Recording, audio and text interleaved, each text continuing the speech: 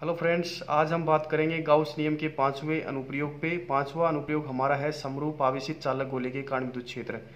तो ये जो आवेशित चालक गोला है उसके कारण विद्युत क्षेत्र है, यहाँ पर हम ये डेरिवेशन नहीं निकालेंगे। क्यों? क्योंकि चालक गोला हो या आवेशित आवेशित चालक गोला हो या फिर आवेशित गोलीय कोश हो या फिर खोखला गोला हो, तीनों के लिए सेम डेरिवेशन है विद्युत क्षेत्र के लिए। तो इसीलिए आपको जो 4 नंबर का अनुप्रयोग करवाया था सेम वैसा का वैसा ही 5 नंबर अनुप्रयोग में करना है। ठीक है, विद्युत क्षेत्र सेम ही होगा, जैसे उसमें निकाला था वैसा का वैसा ही विद्युत क्षेत्र इसमें भी निकलेगा। ठीक है ना?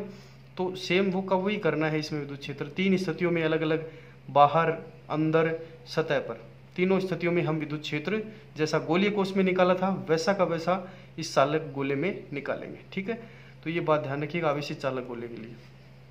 अब देखिए इसमें जो इम्पोर्टेंट फैक्ट है, इम्पोर्टेंट जो जानकारी है वो मैं यहाँ पर आपको बता रहा हूँ। बहुत ही कॉन्सेप्ट, अच्छा कॉन्सेप्ट है, इस कॉन्सेप्ट को आप ध्यान से सुनिएगा। तो ये कॉन्सेप्ट क्या है, देखिए इसमें क्या होता है कि मैंने पहले भी बात की थी, एक चालक पट्टिका के कारण विद्युत क्षेत्र निकाला था। तो मैंने उसमें ये कहा था कि जब भी आप किसी पट्टिका को आवेश या गोले को आवेश देते हो तो वो गोले के बाह्य पृष्ठ पर फैल जाता है। तो वहाँ पर तो मैंने कुछ नहीं बताया था, लेकिन आज जो ये टॉपिक आ रहा है तो इसी टॉपिक में बता रहा हूँ मैं, आवेशित चालक गोले में। तो देखिए इसमें ध्यान से सुनिएगा, जब भी आप गोले को आवेश देते हो तो बाह्य पृष्ठ पर फैल जाता है, ऐसा क्यों? अंदर क्यों नहीं जाता?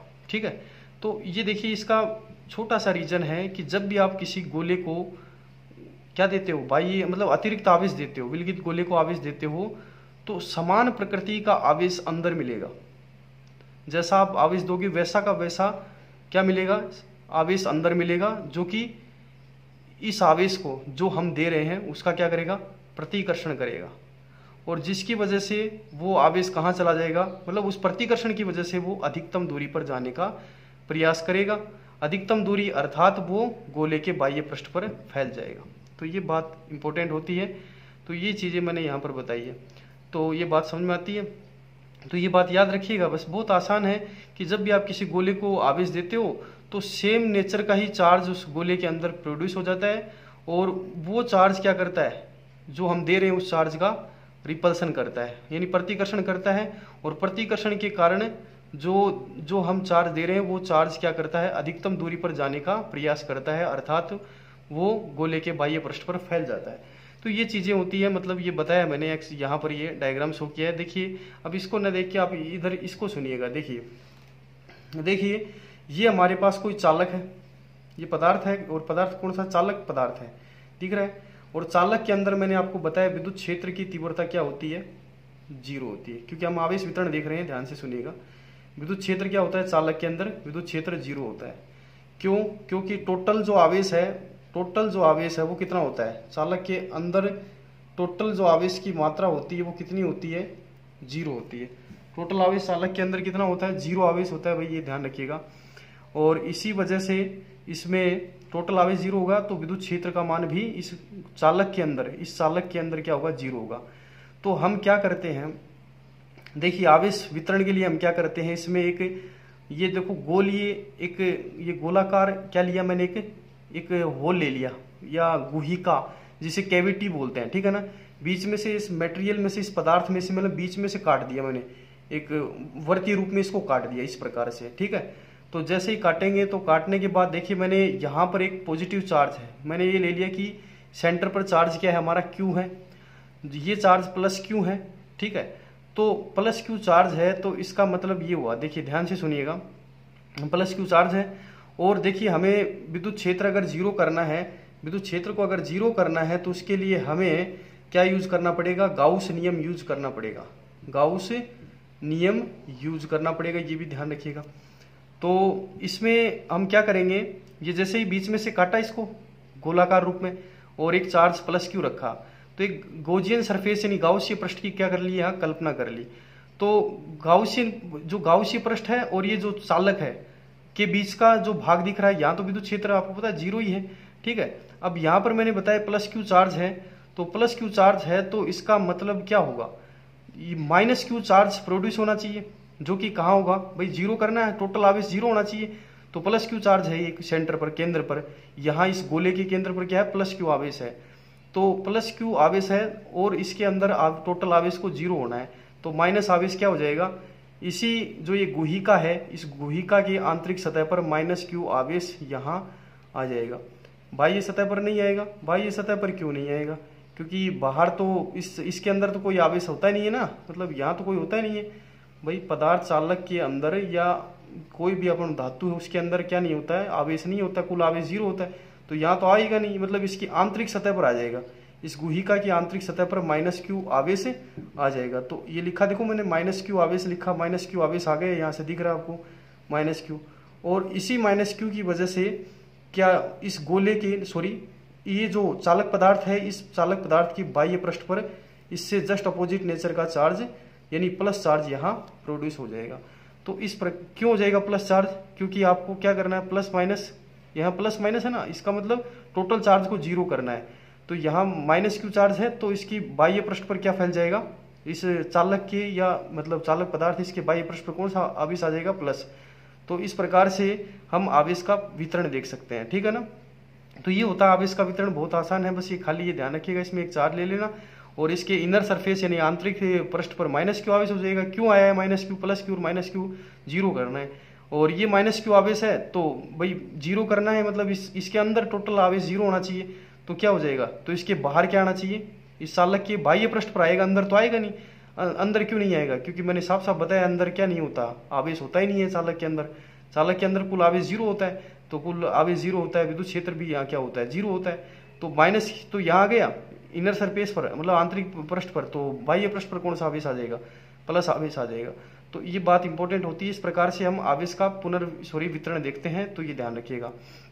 अब देखिए, देखो ये वैसे मैंने बताया, एक्सप्लेन किया, ये तो नॉर्मली वैसे ही समझा है कि भाई प्लस है तो ये इनर, आप ये देखो कि भाई ये कि चालक के अंदर ही दर्शा रहे हैं, तो ऐसा कुछ नहीं है, सेम ऐसी ही प्रोसीजर है, पर लेकिन यहाँ पर ये ऐसे ही नॉर्मली बताया कि प्लस चार्ज है तो ये इनर माइनस है, तो बाहर क्या होगा, पॉजिटिव चार्ज होगा, क्योंकि इस प्लस, ये प्लस और ये माइनस है, तो प्लस माइनस क्या हो जाएंगे भाई, ये प्लस चार्ज है सेंटर पे, ये क्या है इनर सरफेस आंतरिक पृष्ठ माइनस क्यू आवेश है, तो प्लस और माइनस क्यू क्या होगा, टोटल आवेश 0। टोटल आवेश क्या होना चाहिए, 0, और बाहर क्या आना चाहिए, इस प्लस की वजह से बाह्य पृष्ठ पर क्या, कौन सा आवेश फैलेगा, प्लस आवेश फैल जाएगा। तो ये देखो, ये कोई ज़्यादा, ये जो मैंने बताया इसको ध्यान में रखिएगा, वो एक ही कंसेप्ट है, इसको माइंड में रखिएगा। अब देखिए इसके बाद में देखिए मैंने पहले भी बताया कि भाई चालक के अंदर विद्युत क्षेत्र 0 होता है, तो मैं आज इसको एक्सप्लेन कर रहा हूँ। यहाँ पर चालक के अंदर विद्युत क्षेत्र का मान 0 होता है। तो चालक के अंदर ये मैंने बताया, ये चालक है, कोई भी चार्ज कंडक्टर आवेशित चालक है। कैसा चालक है, आवेशित चालक है। देखिए ध्यान से देखिएगा, ये हमारे पास एक आवेशित चालक है और इस आवेशित चालक के अंदर विद्युत क्षेत्र का मान क्या है, 0 है। तो ये 0 क्यों है, कैसे हो रहा है, ये देख रहे हैं। तो यहाँ प्लस क्यू आवेश है, ये आपको ये बॉडी दिख रही है, ये चार्ज बॉडी है, कौन से आवेश से आवेशित है, प्लस क्यू आवेश से आवेशित है, ठीक है भाई। अब ये विद्युत क्षेत्र क्यों नहीं है, क्योंकि इसके अंदर टोटल आवेश कितना है, इस चालक के अंदर टोटल आवेश की जो मात्रा मैंने अभी बात की थी, कितना है आवेश, टोटल आवेश कितना भाई इसके अंदर, 0 है। कुल आवेश है भाई, ये कुल नेट आवेश है, कुल आवेश की जो मात्रा है वो इसके अंदर कितनी है, 0 है। तो ये ध्यान रखिएगा, कुल आवेश है इसके अंदर, कुल आवेश कितना है, 0 है। लेकिन चालक के अंदर मुक्त इलेक्ट्रॉन तो बहुत सारे होते हैं, आपको पता है चालक के अंदर मुक्त इलेक्ट्रॉनों की संख्या तो बहुत अधिक होती है, ठीक है, इलेक्ट्रॉन्स तो होते हैं। लेकिन देखिए इसमें क्या होता है कि इस चालक के अंदर एक मतलब ट्रांजिट टाइम के लिए, कहने का मतलब क्षणिक समय के लिए, नैनो सेकंड के लिए थोड़ा सा इलेक्ट्रिक फील्ड जनरेट हो ही जाता है। देखिए 1 मिनट सुनिए, मेरे को ध्यान से सुनिएगा। तो इलेक्ट्रिक फील्ड जैसे कि इस डायरेक्शन में जनरेट हुआ है, सुनिए इस कंसेप्ट को, इलेक्ट्रिक फील्ड इस डायरेक्शन में जनरेट हुआ है, ठीक है, मान लेते हैं इस डायरेक्शन में जनरेट हुआ है, बहुत ही कम समय के लिए, मतलब क्षणिक समय के लिए, मतलब होते ही तुरंत नष्ट हो जाता है, कहने का मतलब। तो यहाँ क्षणिक समय के लिए विद्युत क्षेत्र उत्पन्न हुआ है। और आपको पता है कि चालक में मुक्त इलेक्ट्रॉन, बहुत सारे, जैसे इसमें ये इलेक्ट्रॉन्स हैं, ये क्या है इसके अंदर इलेक्ट्रॉन्स हैं, और ये इलेक्ट्रॉन, इन इलेक्ट्रॉनों पर इस विद्युत क्षेत्र की वजह से क्या लगता है, विद्युतीय बल लगता है, जो कि आपको पता है कि F बराबर क्या होता है, QE होता है। ये सभी को पता है ना भाई, कि भाई जैसे ही हम विद्युत क्षेत्र मतलब यहाँ क्षणिक समय के लिए आएगा तो इलेक्ट्रॉनों पर एक विद्युतीय बल लगेगा, इसी विद्युत क्षेत्र के कारण विद्युतीय बल लगेगा, और ये विद्युतीय बल विद्युत क्षेत्र के क्या होता है, देखिए विद्युत क्षेत्र की, ये मतलब विद्युत क्षेत्र की दिशा में लगता है। लेकिन इलेक्ट्रॉन कौन सी दिशा में गति करते हैं? विद्युत क्षेत्र की विपरीत दिशा में। तो ये इलेक्ट्रॉन है ना, ये विपरीत दिशा में गति करेंगे। जितने भी इलेक्ट्रॉन दे रखे हैं ना, ये सारे मुक्त इलेक्ट्रॉन विद्युत क्षेत्र की विपरीत दिशा में सारे के सारे गति करेंगे। तो सारे इधर गति करेंगे, तो यहाँ पर तो इलेक्ट्रॉनों की कमी हो जाएगी, यानी चार्ज कैसा बनेगा? इसमें प्लस आवेश बनेगा। यहाँ पर कैसा बनेगा? आवेश प्लस बनेगा। यहाँ पर कैसा बनेगा? प्लस आवेश बनेगा। यहाँ पर कैसा बनेगा? प्लस आवेश। यहाँ पर प्लस आवेश। और इस साइड वाली पर यहाँ इलेक्ट्रॉन आ गए तो यहाँ पर आवेश कैसा हो जाएगा? माइनस आवेश। यहाँ पर माइनस आवेश, यहाँ पर माइनस आवेश, यहाँ पर माइनस, क्योंकि इलेक्ट्रॉन की अधिकता हो गई एक साइड और एक साइड इलेक्ट्रॉनों की कमी हो गई। तो विद्युत क्षेत्र की दिशा किधर हो जाएगी? इसके जस्ट मतलब विद्युत क्षेत्र की दिशा प्लस से माइनस, जो कि इस प्रकार से प्रेरित हो जाएगा। दिख रहा है ना? मतलब एक जो हमने दिया था, मतलब देखिए इसमें ऐसा है, ध्यान से इस चित्र को आप देखिएगा, दोबारा बना रहा हूँ। तो इसमें ये पॉजिटिव पॉजिटिव चार्ज होंगे तो ठीक है, ये तो कोई दिक्कत है ही नहीं। अब इसमें मैंने क्या किया है, कुछ समय के लिए क्या उत्पन्न हुआ, इसमें इलेक्ट्रिक फील्ड उत्पन्न हुआ बहुत कम समय के लिए, और उसकी डायरेक्शन जैसे कि मैंने ये शो कर दी इस प्रकार से। और ये इलेक्ट्रिक फील्ड क्या करता है, विद्युत क्षेत्र क्या करता है, इलेक्ट्रॉनों पर बल लगाता है, और बल लगने की वजह से इलेक्ट्रॉन एक जगह रुकेंगे नहीं, क्या करेंगे? गति करेंगे। सारे जितने भी मुक्त इलेक्ट्रॉनों गति किया उन्होंने गति की। अब जैसे ही गति करेंगे तो यहाँ से इलेक्ट्रॉन, मतलब इस साइड से इस साइड आएंगे इलेक्ट्रॉन, तो यहाँ पर आ जाएंगे सारे इलेक्ट्रॉन। तो यहाँ पर इलेक्ट्रॉनों की क्या हो जाएगी? अधिकता हो जाएगी। यहाँ पर क्या हो जाएगी? कमी हो जाएगी कमी। तो विद्युत क्षेत्र की दिशा क्या बन जाएगी? नया विद्युत क्षेत्र क्या आ जाएगा? ये इस प्रकार से आ जाएगा, जैसे इसको लिख दिया मैंने ई डैश। तो ये दोनों विद्युत क्षेत्र एक दूसरे के क्या है? अपोजिट है। और जैसे ही ये बराबर होंगे, मतलब जैसे ही ये बराबर होंगे, अपोजिट है, तो टोटल विद्युत क्षेत्र का मान क्या हो जाएगा? 0 हो जाएगा।